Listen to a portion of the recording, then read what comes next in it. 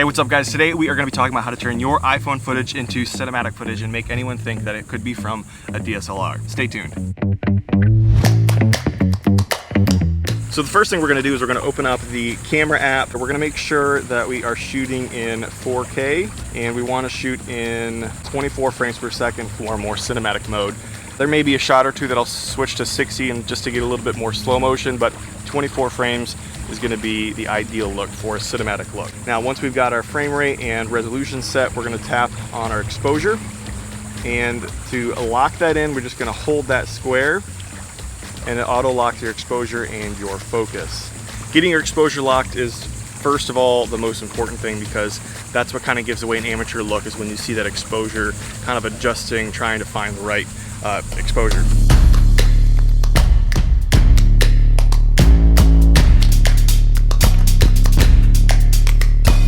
I'm going to focus on the fruit of the tree and you'll see how there is some good depth of field that we can get just with an iPhone.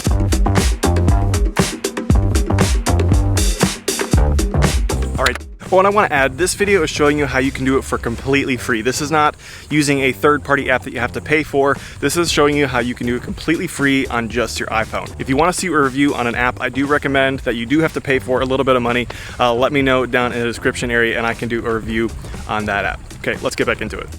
All right, this next shot I'm going to shoot in 4K 60 just to get a little bit of slow motion for the wide shot. All right, let's see how that looked. And just like that, it looks really good. Now the iPhone does have great image stabilization, so that helps a lot as well.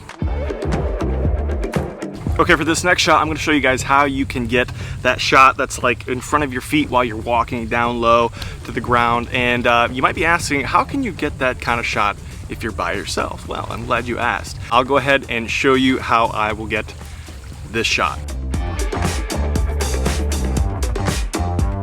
Just with using your tripod, holding it out with your camera or your phone close to the ground makes for a really cool dynamic shot. Oh, and in case you're wondering what I'm using for a phone clamp, it is just a nice, easy, basic clamp. It has a 1/4-inch screw hole on the bottom, and yeah, I'll link one in the description. Another tip you want to try to add to your videos that gives a nice dynamic look is movement. So you may have noticed some of my shots are low to the ground or tight moving around the subject. Movement always just makes the shot interesting. All right.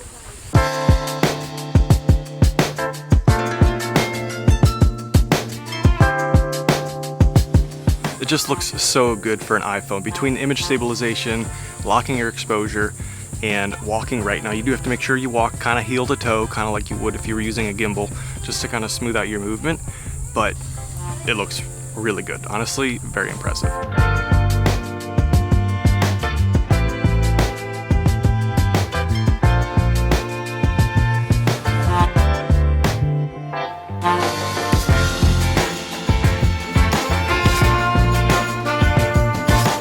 If you can get your camera near the object you're shooting, close to the ground, close to something you can pass by, that always makes your shot more dynamic.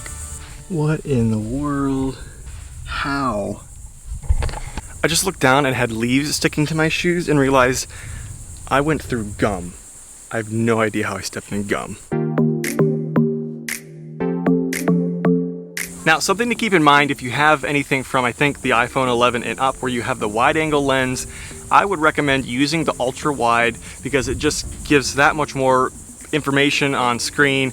It looks that much better. I think it looks more cinematic, honestly. So if you can, at all possible, I would recommend use the wide angle lens.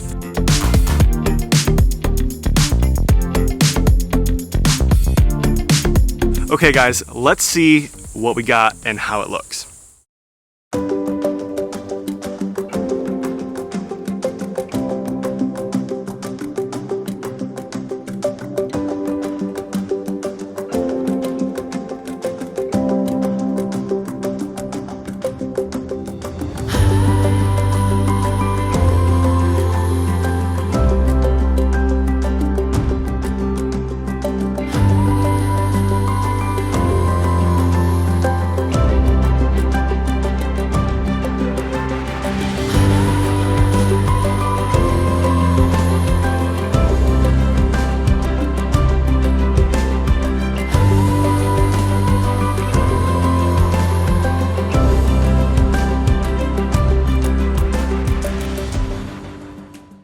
As you can see, it is not as hard or impossible as you might think to get cinematic iPhone footage. Taking the time to get those dynamic movement shots, taking a few minutes to sit down and grade your footage in a way that kind of gives it a moody, cinematic look will do so much to take your production value up just by using your iPhone.